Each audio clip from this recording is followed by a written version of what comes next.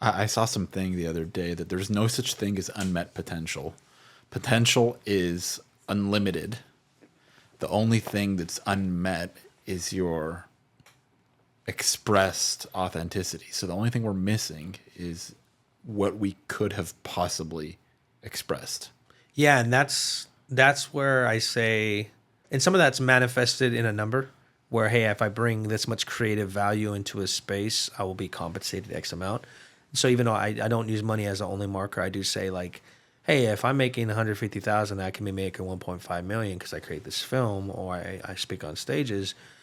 It's not about the money, but the money can be a marker of like people are sitting there going, well, I want to get to 150, 150,000. And maybe depending on your skill set and expression of your skills, maybe that's a great number for you. And maybe that is fine for your skill set. I don't know. But for me, if I'm a $1.5 million man or $150 million man and I'm settling for 150,000 because that's a good number that most people settle for, it's like, this is why you don't do self-comparison. This is why you don't compare yourself to other people.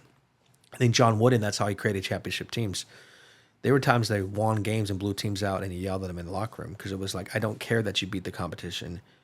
You sucked. You were better than that. And then there would be times they lose, and he would encourage them because he saw that they gave their all. Yeah. You're supposed to only compare yourself to yourself. I think there was something with John Wooden where he was asked what his favorite team was that he coached, and it wasn't like he had a few really dominant teams that won X amount of consecutive games or championships. It's historic and still hasn't been touched. One of his favorite teams was a team that didn't really make it that far in the tournament because he said that he felt that team got as close to full, like they gave everything they full had. Expression of all their effort. Yes. Yeah, and I think that's kind of where I'm at in my life is the idea of settling isn't a number. It is there more in you that you can give and grow in and that you've gotten comfortable because you look at the world standards I'm in the insurance space a lot. I'm not an insurance guy, but all these guys got the Lamborghinis and there's like this marker of success they have.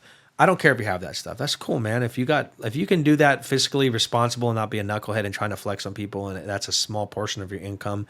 Me and my wife are like, I don't think we would ever do that no matter what our money is. That's just the way, because we could help a lot of people with that.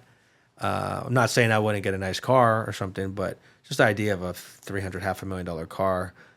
But in that industry, it's kind of like a rite of passage, right?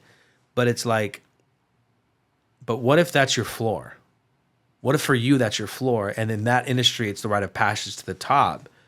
And if you're just looking at everybody as the rite of passage and that's what the top means, you're going to miss out because you have so much more potential to build and grow and do things that are bigger than that Lamborghini or that McLaren. And you've now told yourself, oh, I'm like everyone of the top guy, so I'm good. It's not about that. It's like somebody being okay with one championship. There's a bunch of guys that are cool with one championship. But like Kobe and this, and people are like, no, I don't want one championship, and I don't have a certain number. I want as many as humanly possible within the capacity of my skill set over my life. And that's one of the things why it was so hard to lose Kobe is because you could see that his mindset wasn't just for basketball.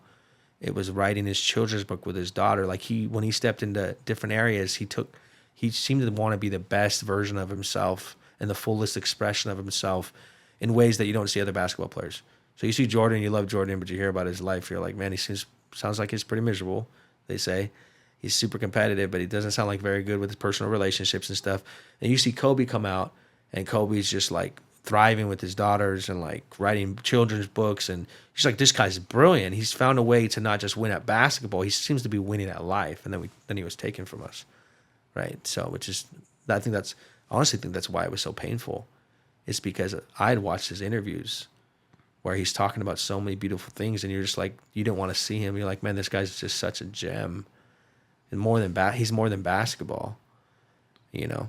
Well, it was interesting. I mean, the guy was such a killer on the court. Like he would play, and he'd play to tear your heart out. Like, I mean, that guy was disciplined. He'd outwork everyone, and all of a sudden, the guy retires after 20 years of being on the same team. His body couldn't give anymore. I mean, the last few years he went through some injuries, and he's just like, wow, like I'm done. But the guy showed up every night, put on a show for the fans, outworked everyone, and then he retires, and it's like all of a sudden the guy just became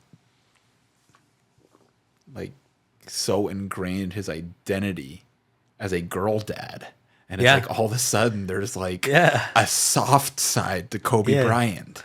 Yeah. And it was so interesting to see because this is the fucking killer that's going to take a game-winning shot in like 4 people's face and not pass the ball to any of his teammates and say, like, I'm not going to, what do you say? I'm not going to pass, get the rebound type of thing. And then it's like all of a sudden it's like, hey, I want my daughters to do what they love. I want to be there for my daughters. I want to inspire my daughters. And he wanted to push forward just the thought and the notion of, hey, like, here's what women are capable of. I'm going to instill my work ethic into my daughters. They're going to do whatever they want to do in life. So I think his oldest daughter was into volleyball. His daughters would have changed the WNBA. It's like, yeah. I mean, the level of skill set his daughter would have came in with, because there's not a lot of development for the girls coming in WNBA, but like his daughter would have been freaking unstoppable. Yeah. No, and it's just it was cool to see, and it's cool to see who a person develops into after they've spent their time doing what they're best at. So you get a guy who's played basketball for 20 seasons. He put the first however many years of his life into that, even before he became a professional. It was his craft, it was his love, it was his passion.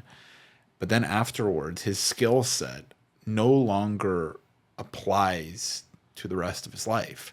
Him being a professional basketball player, that skill set's not going to get him anywhere when he's not playing in the NBA. Yeah. But you can take all the lessons and all the principles and the mindset that you have and apply that to everything else you do in life. All of a sudden, the guy's winning an Oscar. The guy's an awesome father. He's coaching his daughters at basketball.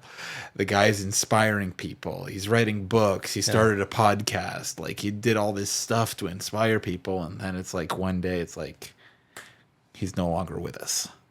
Yeah, I know. That's why I think it was so heartbreaking.